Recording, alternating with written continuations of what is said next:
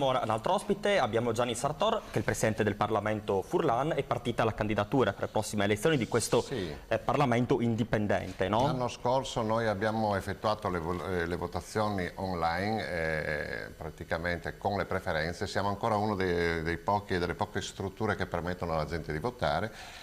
Adesso abbiamo aperto le candidature per la prossima tornata del Parlamento, che dura un anno. Praticamente tutti quelli che volessero candidarsi possono entrare nel sito www.repubblichedalfriul.eu e proporsi come candidati. Poi la prossima volta organizzeremo, oltre che il discorso online, la votazione online, organizzeremo delle urne dove è possibile votare fisicamente. Magari qualcuno si è dimenticato, ne ho visti.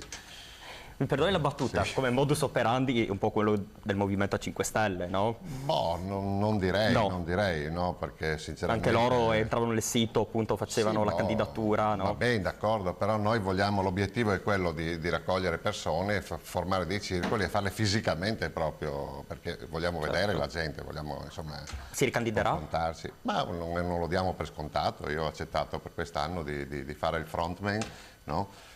Non è detto, il frontman.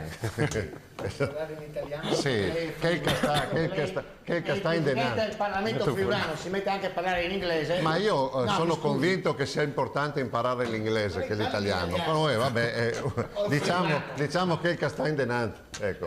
Vabbè. No, quello che ci mette la faccia. Si mette la faccia, le muse. Ci mancherebbe. Obiettivi da raggiungere, Sartor, per il Parlamento Furlan? Obiettivi da raggiungere, appunto, ne avevo parlato anche la scorsa settimana. Adesso l'obiettivo da raggiungere è che la gente cominci a credere in questa istituzione parallela che esclude tutte le istituzioni italiane, per vedere di riuscire a portare al punto l'indipendenza del Friuli. Bene, grazie Gianni Sartor, presidente del Parlamento Furlan. Allora si siede immediatamente.